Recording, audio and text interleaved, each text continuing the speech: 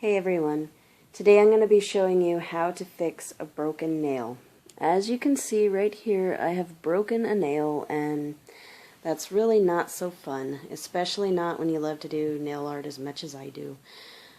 So basically, you want to start by, it's kind of bent out like this, and so it's snagging on pretty much everything that touches it. So the first thing you want to do is try to bend it the other way, like this way, and kind of bring it in a little bit. Don't bend it so much that you rip it. While I work on that, I'll give you another tip. If you're at work, because I broke mine at work, so if you're at work, school, out of the house, whatever, try to be very protective of that nail for the rest of the day until you can get home. Don't rip it off, don't peel it off, just kind of bend it back into place and be super nice to it until you can get home to fix it.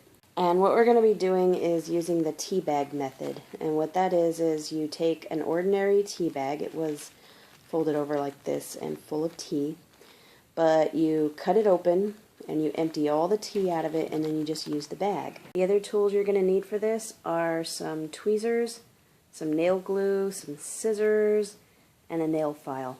So you start off by cutting out an area that's a little bit bigger than the area of the break, because you want to cover that area and give it some strength. And then you just sort of trim it up a little bit, make it as straight on the edges as possible, and there you've got a little square that will fit right over the area that you're going to be fixing and working on. Now you're going to take your glue and you're going to put a dot on top of the little tea bag square here, and make sure that you really soak that square really good with the glue. And then you're going to place it right over the area with the break and try to line it up so that it's not too far outside of the area of your nail.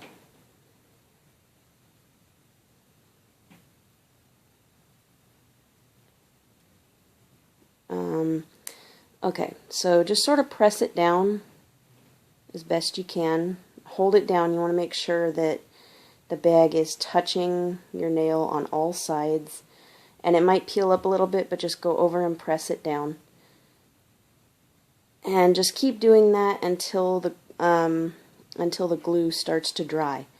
And you want to let this dry completely. Just keep going around the edges, pressing it down and making sure it's secure with your nail. Okay, so now that that is mostly dry, we're just going to go ahead and trim up the edges a little, because they're not exactly smooth. Some of the, like the corner of the paper was kind of sticking out. And I want to make sure I get that down. Don't cut your real nail, just cut the paper, you know. Make sure you keep as much of your length as possible.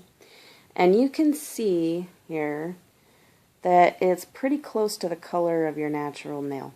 So all you're going to do now is you're going to take your nail file and you're going to take the smoothest side of it. There's a really rough side and a smooth side. Take the smooth side and very gently buff this. And you only want to buff, like, I'll show you.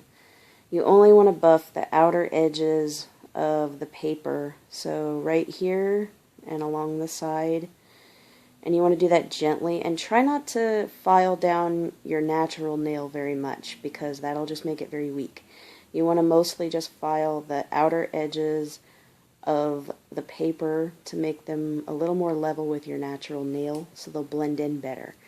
So just kind of take the edge of your filer and get it right with the edge of the paper, and just file very gently.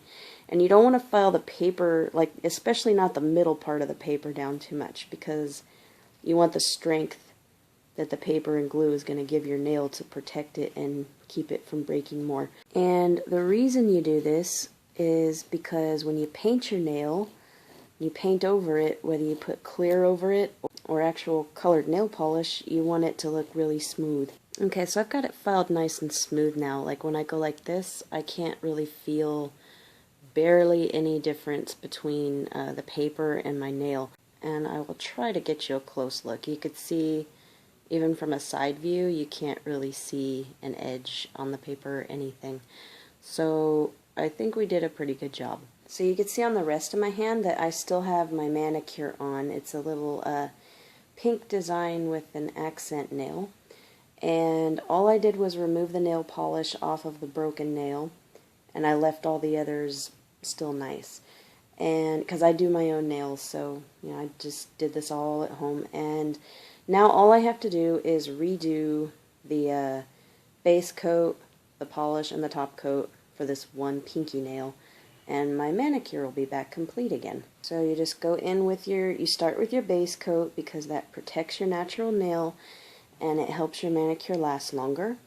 And you just apply that to the whole nail. And you can see with that now it looks even nicer. You can't even tell at this point. So you're going to let that dry for a few minutes. And I'm going to go ahead and apply the pink color that I have on the other nails. If you're curious, this is called Forever by LA Colors. We're just going to get that and apply it to our nail.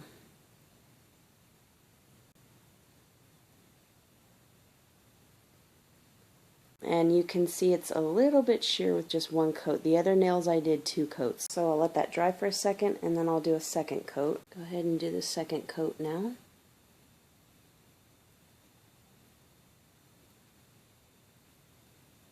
And see, check that out. It's really smooth.